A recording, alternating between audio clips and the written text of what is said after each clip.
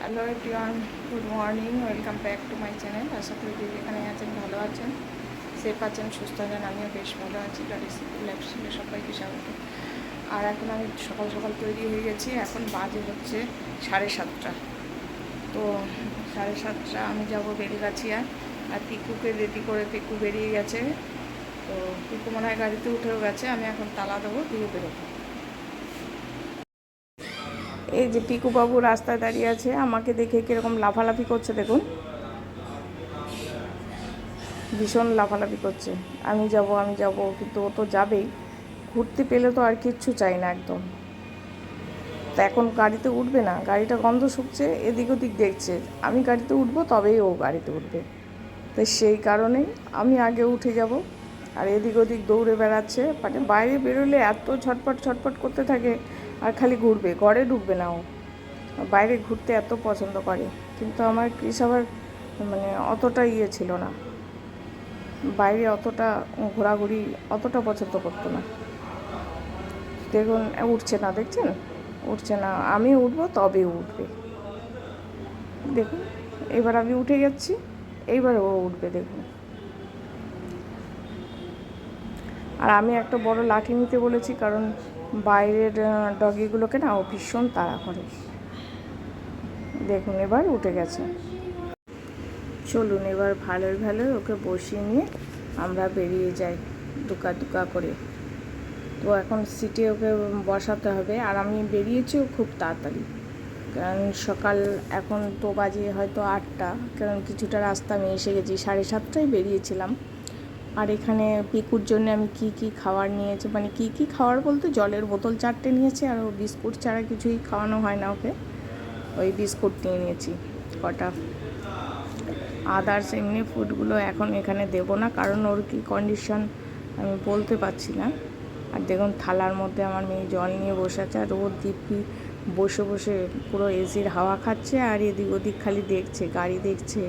মানে ওর তো ভীষণ মজা, ভীষণ আনন্দ যে বাইরে বেরোতে পেরেছে। আর এদিক ওদিক সমানে দেখছে, গাড়ি দেখছে সমানে।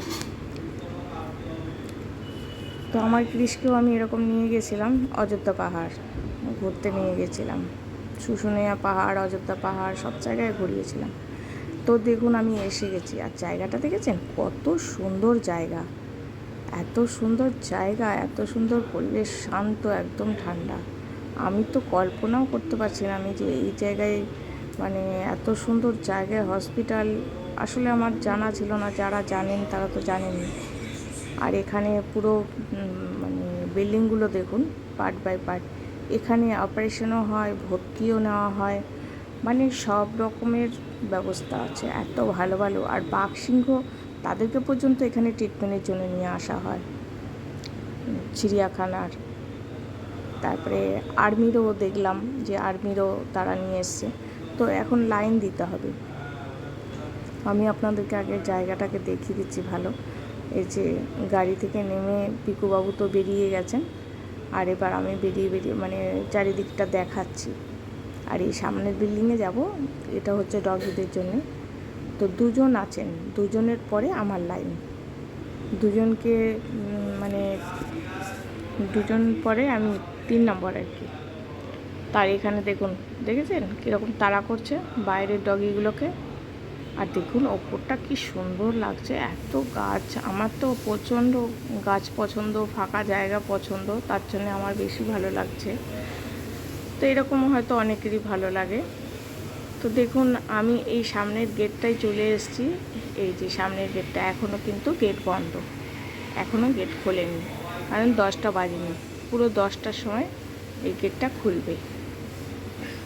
খোলার পর আমরা দেখাবো সবচাইতে বড় যে ডক্টর আছে পশুদের, ডক্টর জানা। আর এখানে দেখুন আমার কৃষের মতন, এরও পুরো বডিটা পড়ে গেছে, পুরো আমার কৃষের মতনই অবস্থা। দেখে আমার কান্না পেয়ে যাচ্ছে, এত কষ্ট লাগছে।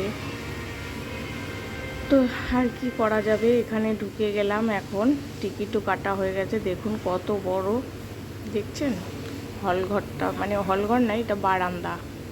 আর এখানে অনেক ধরনের কুকুর নিয়ে এসছে, ওরা সামনের দিকে বসে আছে, কিন্তু আমাদেরটা চিৎকার করছে বলে এদিকে নিয়ে এসেছি।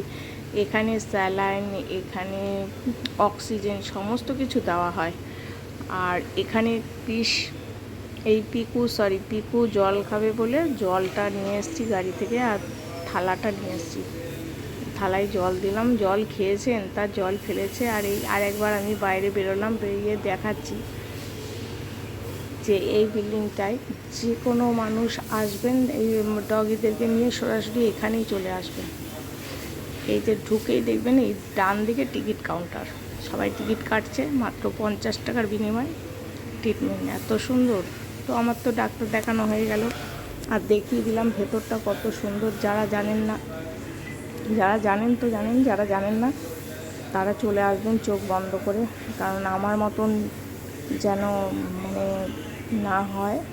আমি যেমন কৃষকে এখানে নিয়ে আসলে সুস্থ হয়ে যেত, আমি কৃষকে হারিয়ে ফেললাম, এটাই আমার দুর্ভাগ্য। তো একে কান থেকে ব্লাড নিয়েছে, আমার কৃষের 4টে হাত পায়েকেই একদম ঝাঁঝরা করে দিয়েছিল। আর এরা কী সুন্দর কান থেকে ব্লাড নিল সেকেন্ডের মাথায়।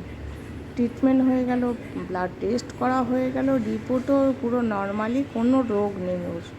আর ডাক্তার জানা এত ভালো, সত্যি। ওনার আমি অনেক নাম শুনেছি, উনি সবচাইতে বড় ডাক্তার, ওনার ভিজিটও 5,000, কিন্তু এখানে মাত্র 50 টাকার। এত ভালো ডাক্তার।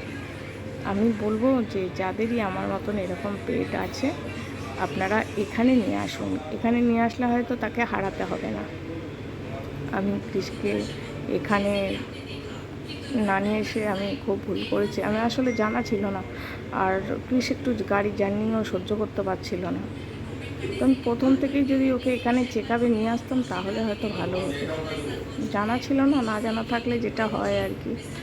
তো চলুন, এই রিপোর্টটা তো সুস্থ হয়ে সুস্থ সবল একদম নর্মালি রিপোর্ট এসছে, তার কোনো সমস্যা নেই। যেটার আমি ভয় পাচ্ছিলাম সেই ভয়টা নেই। তো এবার আমরা বাড়ির উদ্দেশ্যে রওনা দিলাম। এখন বেশি বাজে না, ডাক্তার জানা এসছেন 11:30টায়, আর এখন বাজে হচ্ছে আপনার এই 1:45। তা আমি 1টার মধ্যে বাড়ি ঢুকে যাব, আমি অর্ধেক রাস্তা ক্রস করে চলে এসেছি, কাছাকাছি চলে এসেছি। তো 1টার মধ্যে বাড়ি ঢুকে যাব, ঢুকে গিয়ে আমার কালকে তরকারি আছে সেগুলো গরম করে খাওয়া হয়ে যাবে।